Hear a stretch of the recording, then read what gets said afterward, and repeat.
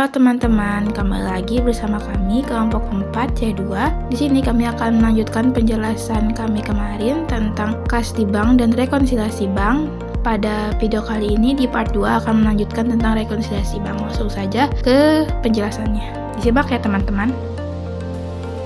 Selanjutnya yaitu rekonsiliasi bank. Apa sih rekonsiliasi bank? Rekonsiliasi bank merupakan kegiatan merinci, mencocokkan karena adanya perbedaan antara pencatatan transaksi yang dimiliki oleh perusahaan dengan pihak bank, atau biasa disebut dengan rekening koran. Setiap perusahaan memiliki rekening untuk menyimpan uangnya di bank atau cash in bank. Jadi intinya, rekonsiliasi bank sangat diperlukan perusahaan untuk mengetahui informasi penting mencakup. Yang pertama, mengetahui jumlah selisih saldo pada rekening koran yang jumlahnya berbeda dengan pembukuan perusahaan. Yang kedua yaitu mengetahui penyebab selisih saldo rekening koran dan catatan perusahaan. Penyebab perbedaan saldo kas perusahaan dan saldo bank. Perbedaan antara saldo simpanan menurut rekening koran dan catatan perusahaan seringkali terjadi karena beberapa faktor yang berbeda dalam pencatatan atau transaksi yang belum tercatat oleh salah satu pihak. Untuk memahami dan menangani perbedaan ini, perusahaan perlu melakukan analisis secara cermat dan menyusun laporan yang dikenal dengan istilah rekonsiliasi bank. Beberapa penyebab perbedaan antara nilai sisa pada rekening dan koran dengan saldo kas perusahaan antara lain yang pertama, hal-hal yang sudah dicatat oleh perusahaan tetapi belum dicatat oleh bank. Deposit in transit, yaitu perusahaan telah mencatat setoran ini tetapi bank belum mencatat. Karena setoran tersebut belum sampai ke bank atau belum sempat dicatat, misalnya dicatat tanggal berikutnya, agar catatan antara bank dan perusahaan sama, maka bank harus mencatat sebagai penambah setoran sebesar jumlah yang telah dicatat oleh perusahaan. Outstanding check ini sudah dikeluarkan oleh perusahaan dan dicatat dalam buku perusahaan tetapi belum disampaikan oleh pemegang cek atau belum dibayar oleh pihak bank, sehingga catatan yang ada di bank dan di perusahaan tidak sama. Agar catatan antara bank dan perusahaan sama, maka bank harus mencatat sebagai pengeluaran atau mengurangi saldo yang dimiliki oleh perusahaan. Penyebab yang kedua yaitu hal-hal yang sudah dicatat oleh bank tetapi belum dicatat oleh perusahaan. Inkasso, yaitu bank terkadang menerima uang untuk kepentingan nasabah. Banyak perusahaan yang mempunyai pelanggan yang langsung membayar ke rekening perusahaan di bank. Agar catatan antara bank dan perusahaan sama, maka perusahaan harus menambah jumlah yang dicatat oleh bank. Yang kedua yaitu biaya bank. Biaya ini dibebankan kepada perusahaan karena bank telah memberikan jasa pada perusahaan, misalnya bank melakukan penagihan kepada nasabah. Biaya penagihan telah dicatat oleh bank, tetapi perusahaan belum mengetahui dan baru mengetahui setelah ada laporan rekening koran dari bank. Sehingga terjadi perbedaan antara catatan yang ada di bank dan di perusahaan. Supaya sama, maka perusahaan harus mencatat sejumlah bunga yang dibebankan oleh bank, yaitu dengan mengurangi saldo yang ada di perusahaan. Yang ketiga yaitu cek kosong. Perusahaan telah menerima cek dari langganan yang telah mencatat sebagai hasil penagihan piutang. Misalnya, kemudian cek tersebut dikirimkan ke bank untuk mencairkan atau menambah simpanan. Setelah diteliti, ternyata cek tersebut kosong dan ditolak oleh bank, atau bank tidak melakukan pencatatan. Maka yang tadi telah dicatat oleh perusahaan sebagai penambah saldo dikurangi lagi supaya nilainya menjadi 0 dan perusahaan masih memiliki piutang kepada pelanggan. Nah, untuk penyebab perbedaan saldo kas perusahaan dan saldo bank yang ketiga adalah kesalahan yang dilakukan baik oleh bank maupun perusahaan. Kesalahan ini dapat berupa kesalahan dalam angka maupun kesalahan dalam rekening, dan untuk menyamakannya harus dilakukan jurnal koreksi. Selanjutnya kita akan membahas bentuk-bentuk rekonsiliasi bank. Untuk yang pertama ada bentuk stafel. Bentuk stafel merupakan salah satu metode rekonsiliasi yang paling umum digunakan, di mana penyusunan rekonsiliasi dilakukan secara vertikal atau bertingkat.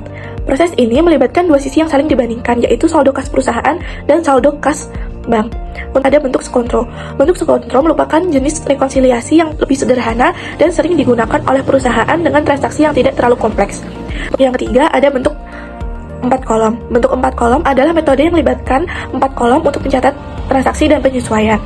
Oke, selanjutnya di sini saya akan menjelaskan bentuk rekonsiliasi bank yang keempat, yaitu bentuk 8 kolom. Bentuk 8 kolom adalah metode yang lebih kompleks dan lebih terperinci dibandingkan dengan bentuk 4 kolom, bentuk stafel, dan bentuk lainnya. Karena dengan menggunakan 8 kolom, transaksi dan penyesuaian bisa lebih mendetail.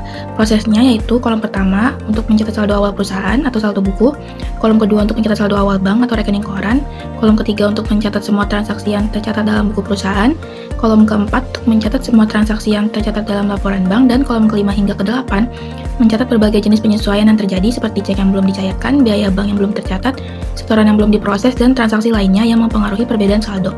Ya teman-teman, selanjutnya di sini saya akan menjelaskan bagaimana langkah-langkah rekonsiliasi bank.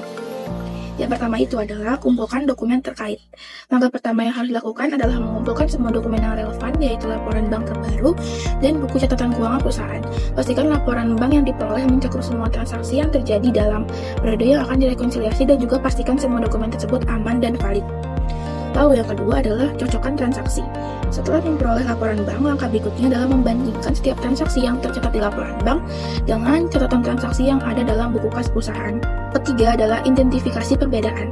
Setelah mencocokkan transaksi, akan ada beberapa transaksi yang mungkin tidak cocok atau bahkan tidak tercatat di salah satu catatan. Inilah saatnya untuk mengidentifikasi perbedaan tersebut. Beberapa penyebab umum perbedaan antara catatan bank dan catatan perusahaan adalah sebagai berikut. Yang pertama itu ada cek yang belum dicairkan atau outstanding check, ada biaya bank yang belum tercatat, lalu ada setoran yang belum tercatat, dan ada juga kesalahan pencatatan yang sudah dijelaskan oleh teman saya tadi. Lalu yang keempat itu adalah sesuaikan catatan. Setelah mengidentifikasi perbedaan, langkah selanjutnya adalah membuat penyesuaian pada catatan perusahaan untuk mencocokkan saldo yang tercatat di bank. Nah, selanjutnya itu adalah hitung saldo akhir. Setelah semua penyesuaian dilakukan, langkah selanjutnya itu adalah menghitung saldo akhir kas yang sesuai dengan saldo yang tercatat di laporan bank. Ini melibatkan penambahan atau pengurangan jumlah transaksi yang belum tercatat atau yang perlu diperbaiki pada catatan perusahaan. Lalu periksa apakah saldo akhir yang tercatat di buku kas perusahaan setelah penyesuaian sama dengan saldo yang tercatat di laporan bank. Jika kedua saldo sudah cocok, proses rekonsiliasi dapat dianggap selesai. Nah, di sini ada contoh soal.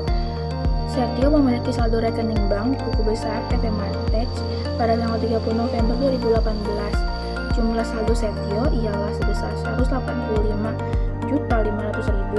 Saldo menurut rekening koran saat itu menunjukkan jumlah total dana sebesar 207 juta.